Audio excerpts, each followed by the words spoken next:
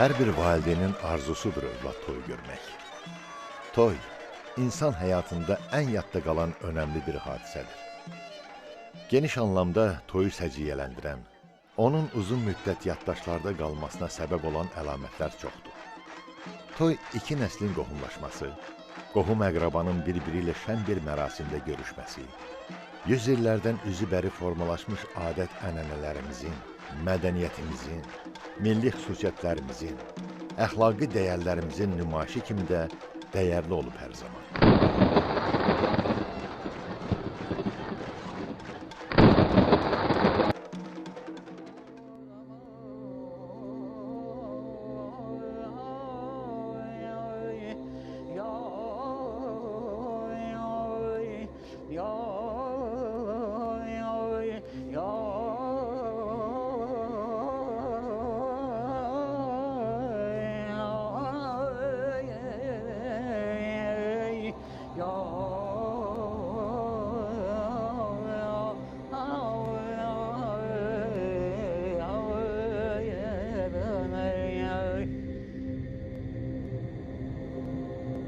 Xananda 85-ci ilə qədər ki, xananda idim, yəni ki, dəbdə idim, ondan sonra da toylara getmişəm.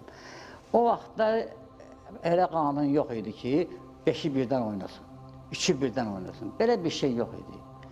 Bizim Maşdağa kəndində bir Nəcəfəli vardı, Qoçəli oynayardı. O şəhəri girən kimi bütün toyxana deyirdi ki, Nəcəfəlinin havasını çalın. Şəmsi İmanov, ya qeyrisi, Həsən, başlayırlar, düşürdü ortalığa, bir Qoçəli oynayırdı bu. Cəmaat əl çalırdı, tökürdülər pulu başına. O gedib oturdu. İndi bir başqası durub ona mani olanda sərfayı gəlirdi su bərindən ki, sən havan deyir, sən ged otur, sənin havan nədir deyərsən, sənin üçün çaldılar, qoymazdılar. Sonra o oldu cüt. Biri oynayırdı, sonra getirib gəlir, o gedib yoldaşını da çağırdı, 2 nəfər onlar oynayırdılar. Və bu dəb idi.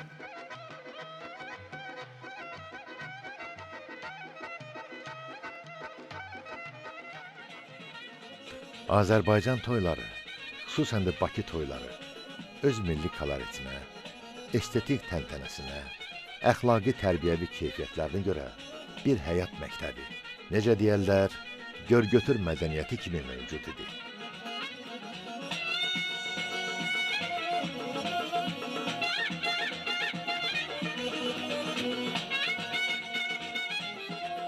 Bakı toylarında əvvəllər belə deyildi. Oğlan toyu ayrı, qız toyu ayrı olardı. Qız toyunda yalnız qadınlar, oğlan toyunda isə yalnız kişilər iştirak edərdi.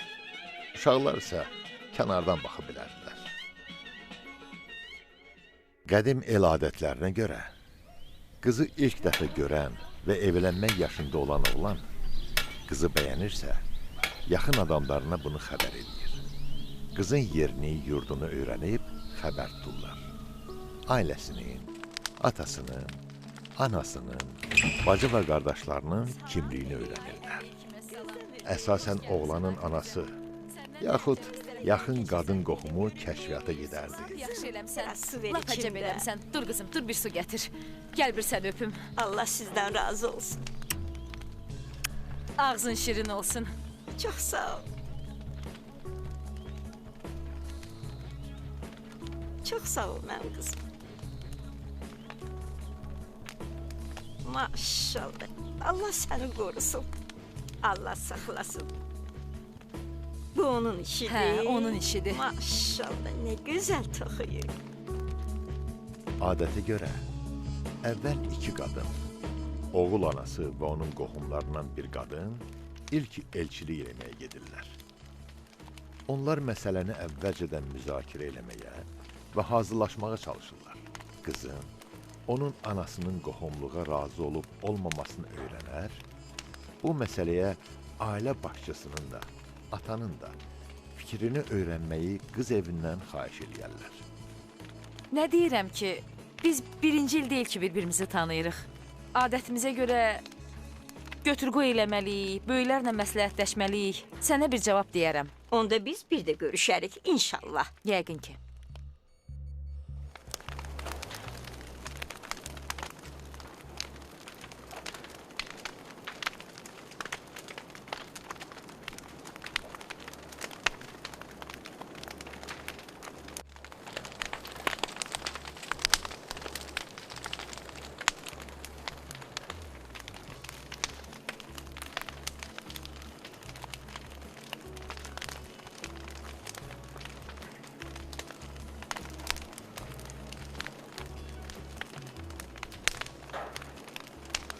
Kişi, bugün Firuzə bizə gəlmişdi. Oğlanı tanıyırsan da. Dəmirçin deyirsən də? Pis oğlan deyil. Hə, yaxşı oğlandı. Bəs sən nə dedin? Nə deyəcəm? Dedim böyüklərimiz var. Oturarıq, məsləhətləşərik, sonrasına baxarıq. Hə, yaxşı eləmisən.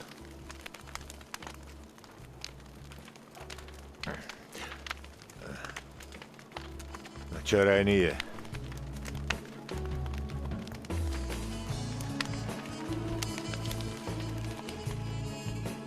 Hə, nə oldu? Gəldin? Hə, demişdim axı sənə. Getdim, anası ilə danışdım. Dedim ki, bəs uşaqlar bir yerdə böyüyüblər. Hə, anası da dedi ki, fikirləşərik, böyüklərlə məsləhətləşərəm.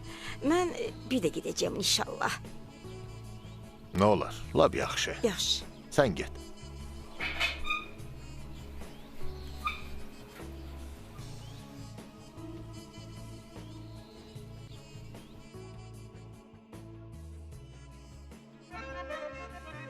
Elçilikdən bir müddət sonra hər iki tərəfin təyin elədiyi vaxtda qız evinə nişan gəlir.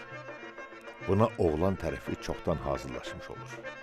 Nişanda qız üçün lazım olan paltarlar, zinət əşyaları, şirniyyat və meyvə xonçaları gətirirlər. Şirniyyat xonçalarına paxlava, şəkərbura və ən yaxşı konfetlər daxildir.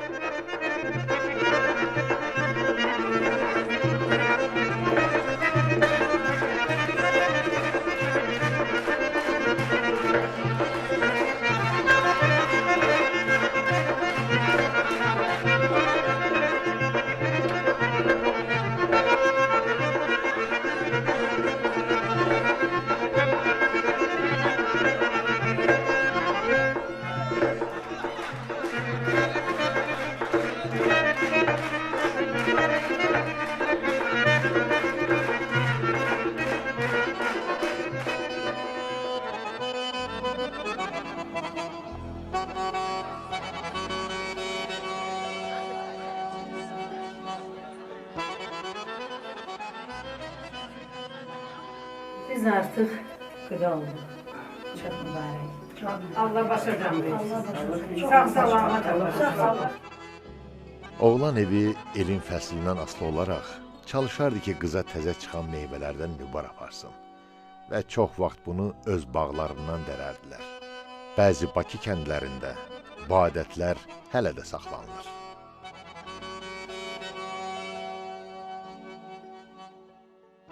Ana, yaz da gəldi. Salam əleykum. Ay, xoş Salam gəlmisiniz. Həmişə siz Necəsən? gələsiz. Xoş gəlmisiniz. Necəsiz? Yaxşıyıq, şükür Allaha. Bir oğlum dərib. Çox sağ olun. Neçə belə nübarlar qismətiniz olsun. İnşallah. Çox sağ olun.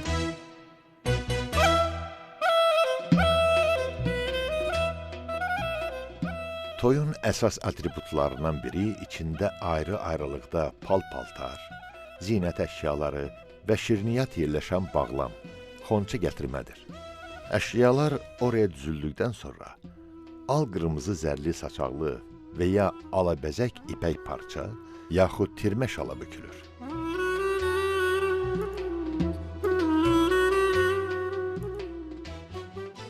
Amma örtüklərin dörd bucağı düyünlənməmiş qalıb, sap və ya sancaqla bənd edilir.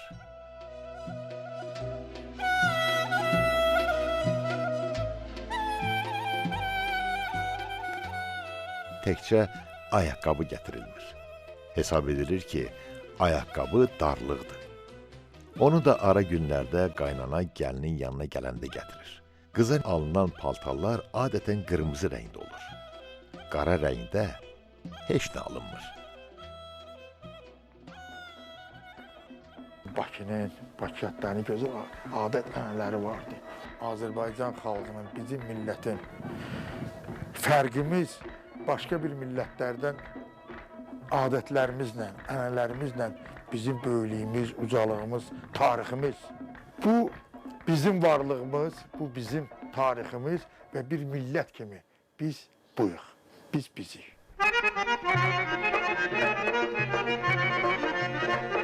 Toydan qabaq qız evində paltarkəsti adlı toy mərasimi keçirilir.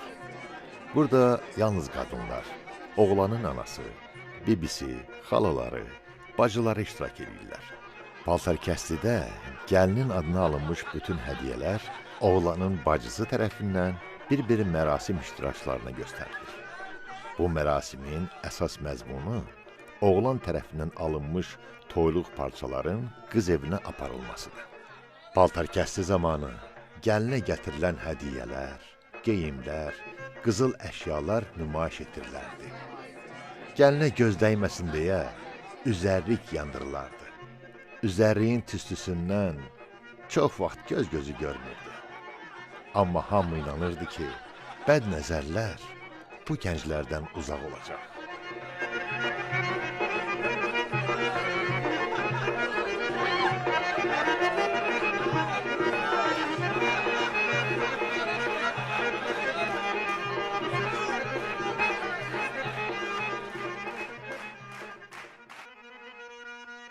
Qızlar otağın birinə yığışır və qız yengəsi islanmış xınanı götürüb oğlan adamının qabağına qoyur. O isə xınanı götürür, qızın yanına gəlir.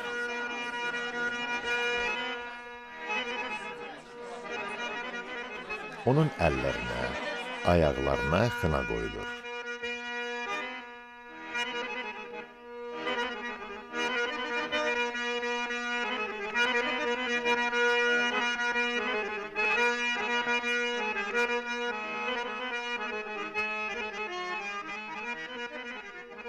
Sonra da məclisdəkilərin qabağına gətirilir. Hamı xına qoyur.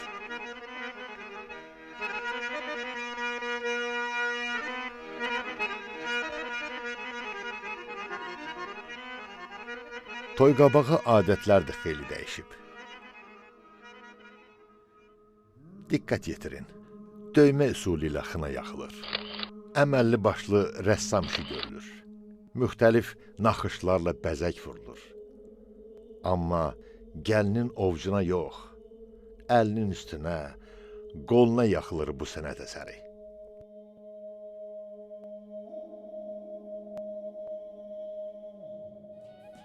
Ay qədəmləriniz nurlu olsun. Yolun ağlığı böyük məhəbbətdən xəbər verir. Toydan qabaq mütləq kəbin kəsilərdi. Kəbini molla kəsərdi. Və bu zaman həm qız, həm də oğlan tərəfdən valideynlər, yaxud onları əvəz eləyən insanlar şahid, həm də vəkil kimi iştirak eləyərdilər. Ağsaqqallar xeyir-dua verərdi. Bu xeyir-duaya hamının ehtiyacı vardı. Bizdə dədə-babadan bu gün də davam edir bu Bakı kəndlərində.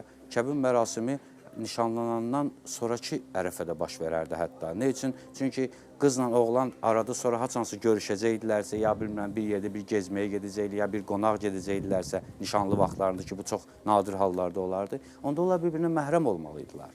Yəni bir keçəndə bir dərədən keçirdən, bir daşın üstündən düşürdəndə bir-birinə kömək eləmək filan məqsədi ilə hətta o toydan çox-çox qabaqda o kəbin kesilə bilərdi. Və yaxud da o qanunun tələb etdiyinə görə, kəbin bizdə qanuni mərasim sayılmadığına görə, toy ərəfəsində, toya bir neçə gün qalmış, o kəbin kağızı götürülüb qız evinə verilərdi. Kəbin mərasimləri bu günləri az qala şadlıq evlərinin mərkəzində icra olunur. Bugün sizin həyatınızda ən sevincli və fərəhli bir gündür. Siz yeni ailə həyatına qədəm qoyursunuz. Bugündən etibarən siz pak müqəddəs ailə həyatına başlayacaqsınız.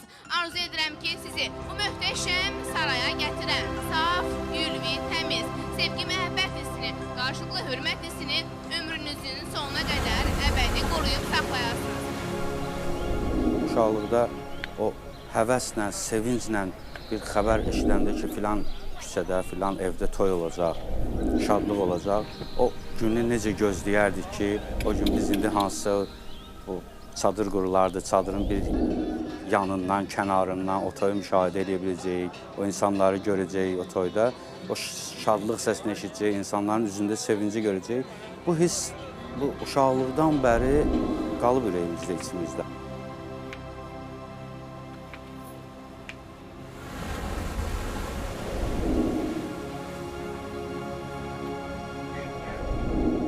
Amma müəyyən yaş dövrü bəlkə buna təsir edir, amma dövr keçəndən sonra o biraz dəyişdi. Daha doğrusu bizdə dəyişmədi. O toylarımızda dəyişdi. O adət-ənənələr, o şirinliklər, o uşaqların sevinci, o xanəndələrin, hətta o musiqiçilərin o həyəcanı, titrək, o özlərini aparması ki, indi nə baş verəcək.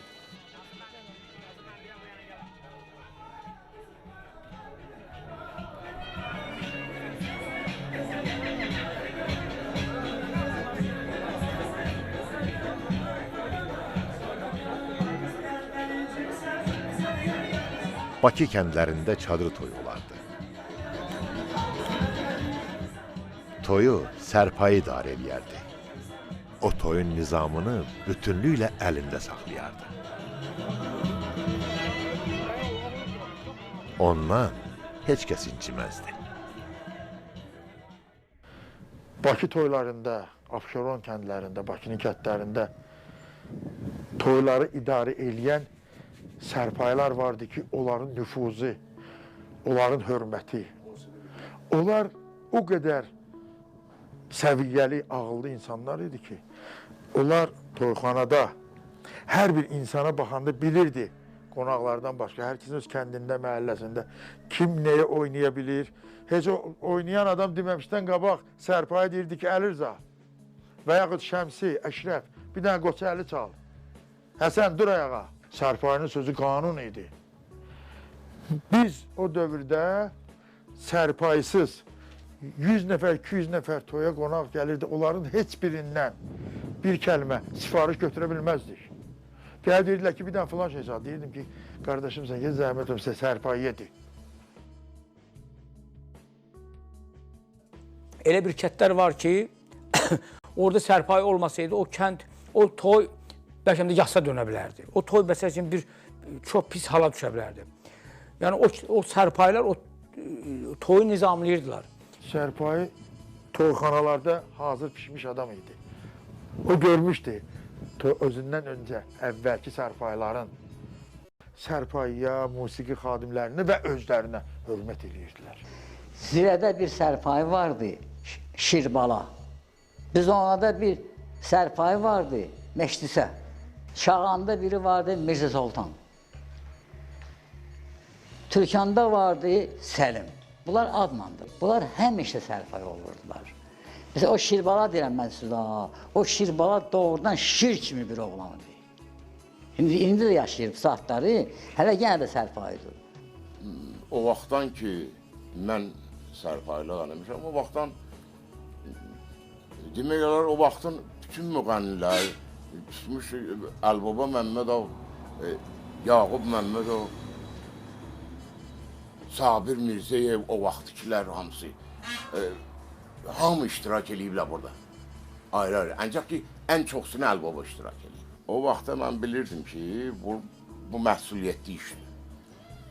Gəlib gedən yer göstərmək lazımdır. Bu cəmaatın yer göstərmək, onların istədiyinə eləmək və yaxud musiqidən boşun çıxmalıdırsan. İstədiklərini gərək sən oxuyana və yaxud çalana. Bunlar üçün proqram qurulur. Səlim ki, hələ oynayan, hələ hər mişə oynayırdı ya. Yox, onu arada saxlayırsan, oxuyan oxuyur. İndi başqa yerlərdə də təbliğ eləyirik, gəlib gedənlərə də deyirik ki, toy budur, toy belə olur. O elə bir ki, musiqiçinin elə bir ki, qardaşıdır, elə bir dayağıdır, elə bir telexana telidir. Yəni musiqiçiyə çəp baxan ola bilməz, musiqiçiyə bir söz atan ola bilməz. Hamı da onun hörmətini saxlayır və xanəndə də bilir ki, dayağı var, ürək istəyən kimi, yəni yaxşı formada dayı da yaxşı oxuyurdu.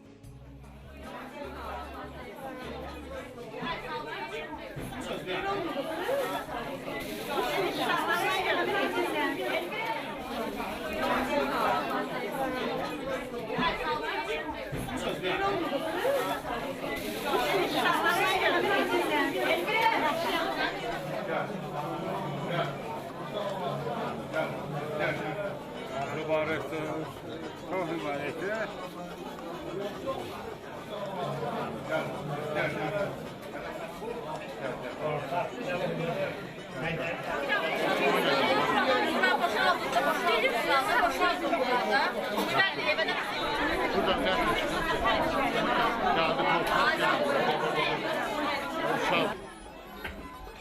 Allah mübarek eylesin.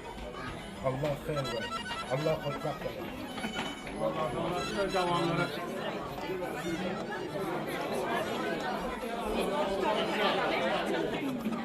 Çek.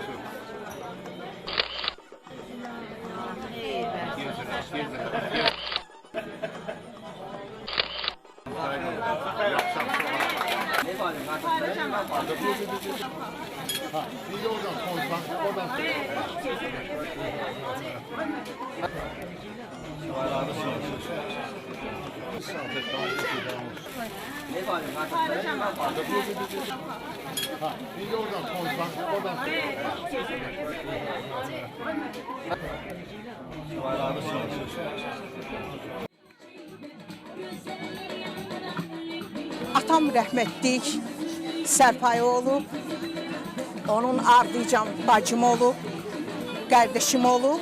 Onlar bacımdan da sonra demək olar mənə keçib. 81-ci ildən ilk dəfə mən sərpaylığı bu kəndimizdə başlamışam, bacımın əli ilə. 81-ci ildən də bu 12-ci ildir, mən bu vəzifəni, sənəti aparıram. Bütün kəndimə də demək istəyirəm ki, bu restoran toyları gəldi, gedərdi. Bu cür gözəl palatka toylarımız istəyərdim ki, daimi davam etsin.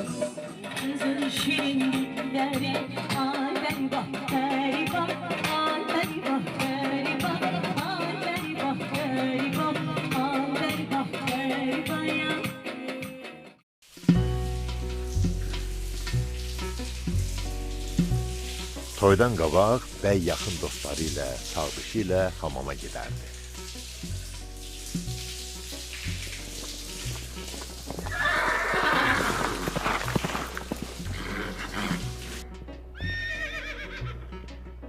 Adətə görə bəyə milli paltar geyindirər, başına milli papaq qoyar, belindən xəncər asardılar.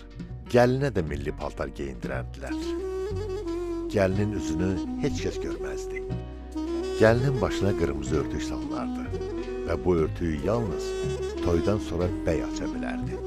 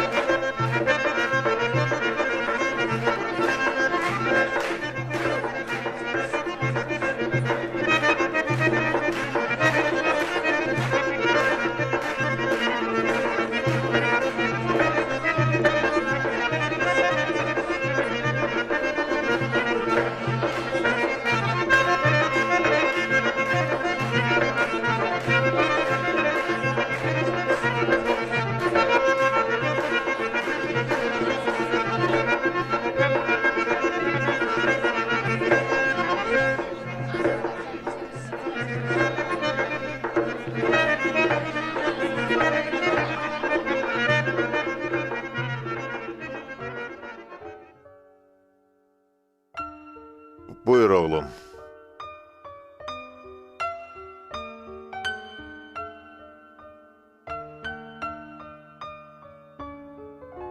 Deyirəm, Allah xoşbəxt eləsin, oğullu uşaqlı olsunlar. Xoşbəxt olsunlar. Xoşbaxt olsunlar, xoşbaxt. Ağıllı şalı olsunlar. Məsələn, 50 il bundan qabaq, 60 il bundan qabaq bir ayrı cürdür. Ondan qabaq da bir ayrı cür, müharibədən qabaq da bir ayrı cür olmaq. Müharibə başlayıncana qədər muğamatımız hələ işləyirdi. Arada bir zad oldu, balaca pauza oldu. Neymə ha vaxt. İndi o vaxtları dəbdə olan xanandalar Yaqub idi, mən idim, sonraki Əbülfət idi, Arif idi, bunlar hamısı dəbdə idilər. Cəmaatımız bunları aparırdılar da. Keçmişdə də olur, saylandı. 1, 2, 3, 4, 5, 6-cısı olmuyor. Amma təəssüf edirəm ki, heyf bizim muğamatımızdan. Heyf, sərt heyf. Çünki mən inanıram ki, dövr keçəcək, çox keçməz, bir 4 il, 5 il yenə də gələcək, hələ əvvəlki vaxtda alacaqlar. Çünki indiki məclislərdən zövq almaq olmur. Bəxtiyar Allah rəhmət eləsin, Bəxtiyar Vahabzadə. Bir keçmiş toya gedəndə adamın başı tərpənirdi. İndiki toylara gedəndə adamın ayaqları tərpənir. İndi də havalar da çoxalır. Bizdə qabaq oynayırdılar. İnnabi, Uzundərə, Qalxoz rəqsi, Tərəkəmə, Qoçəli, Qars, Avareyi, Qazağı, Xançobanı, Künto, cürbəcə oynamaları vardı. İndi maşallah aranjirovka deyirlər, məndən nə deyirlər, ondan var. Güzel, değişik havaların adları, zatları da değişik.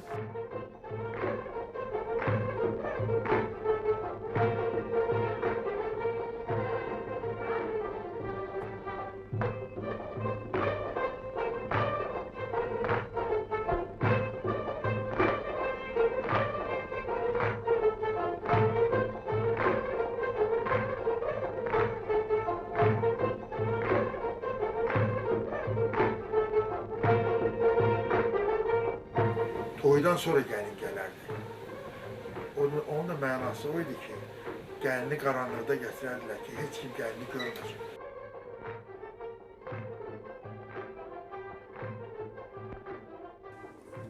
Əvvəlki, yəni biz gördüyümüz toylarda olan o gözəllikləri bu günləri bəlkə də zamana görə, bu elmin inkişafına görə olduğu kimi təbliğ eləməyə, yenə canlandırmaq bəlkə də lazım deyil.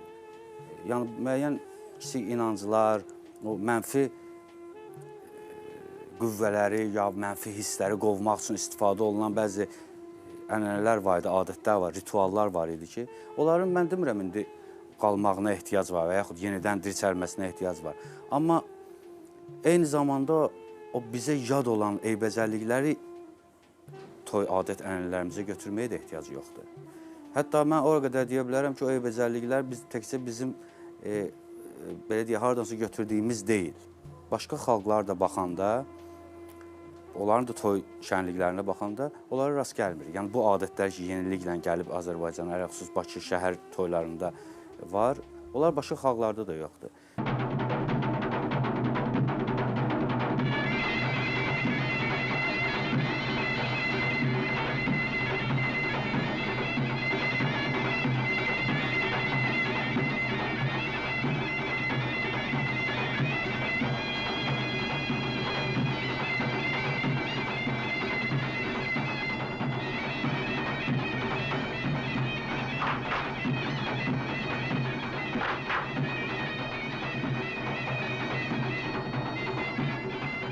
Keçən əsrin 70-ci illərindən imkanlı ailələr Səadət Sarayında toy keçirməyə başladılar.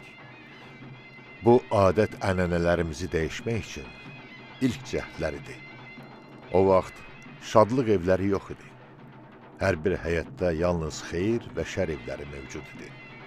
Ona görə də tez bir zamanda bu saray üçün növbə yarandı. Burada da yer darısqal idi. Hələ o vaxt nömrələnmiş stollar kəşf edilməmişdi.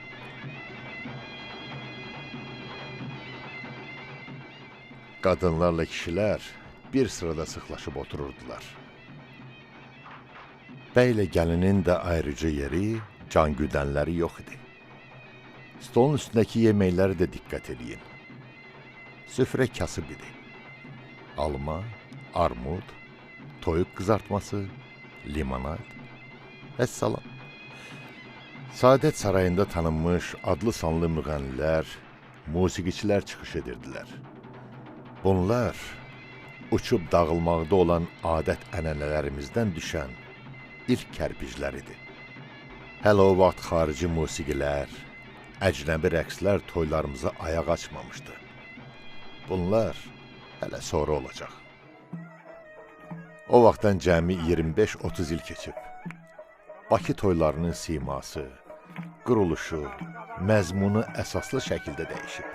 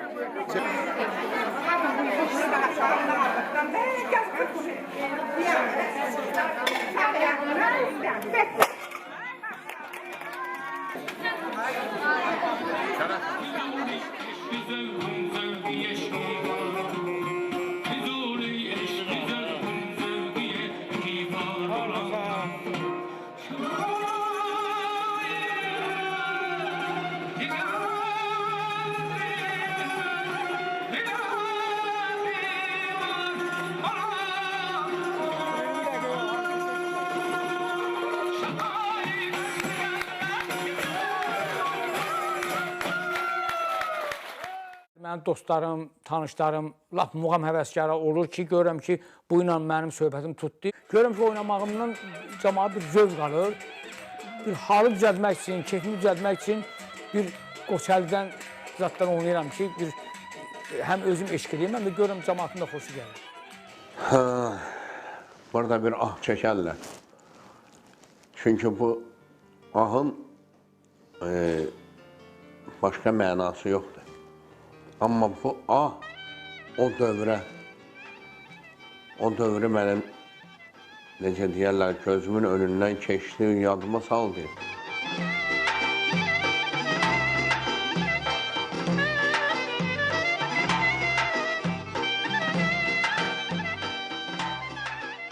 O dövrün o adət-ənənələri, yəni bunlar hamısı mənim gözümün önündən keçdi, o ah ona görə gəldi. Biz elə o keçmiş toylarımızdan, keçmiş adət-ənənələrimizdən danışırıq. Biz o həsrətlə yaşayırıq. Çünki nəyə görə biz onları görmüşük, o dövrü görmüşük. Biz o kişiləri görmüşük, o sənətkarları görmüşük.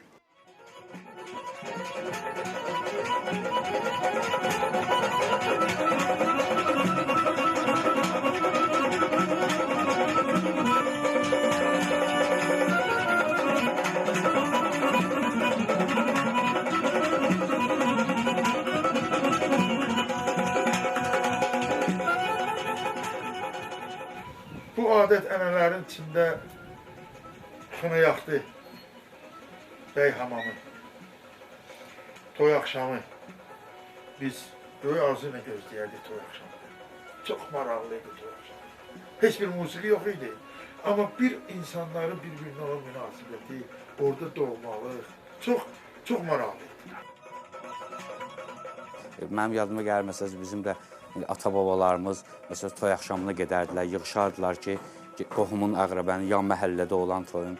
Gedərdilər ki, gedək görək nə dərd var, nə çətinlik var, nə problem var, sabah toy olacaq. Yəni bu niyyətlə yığışardılar.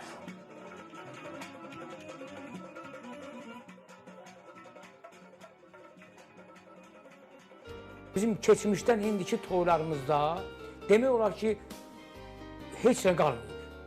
Çünki qalmıyor niyə? Toyda biz görmüşük ki, toya insanlar can atarlar ki, nə var, orada zövq olacaq, mənəviyyat olacaq.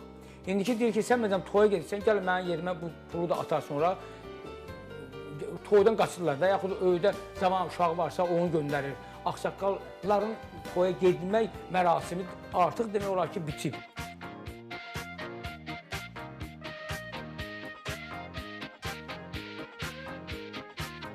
Əlbəttə ki, biz inkişafın, müasirləşmənin əleyhinə deyilik və bu barədə heç bir şərh vermək istəmirik. Hər şeyi özünüz gördünüz.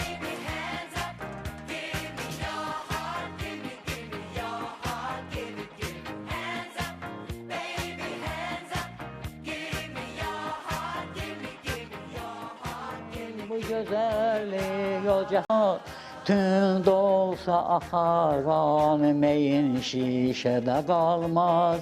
Tünd olsa axar qanıma şeyin şişədə qalmaz.